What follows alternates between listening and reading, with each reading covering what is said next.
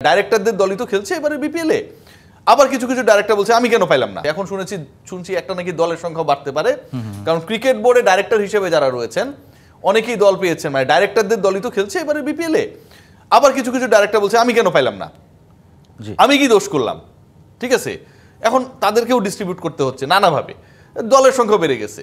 So আমাদের board যেমন, ক্রিকেটারও এরকম, সিলেক্টরও এরকম।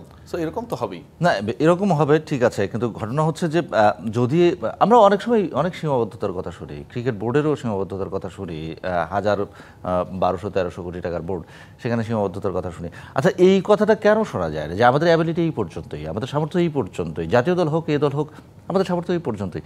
আপনি কাকে রেখে কাকে দলে নেবেন? যাকে দলে নিচ্ছেন সেও তো খুব একটা ভালো করছে তা কিন্তু না, আবার যাকে নিচ্ছেন, যাকে রেখে নিলেন তারও তো একই অবস্থা।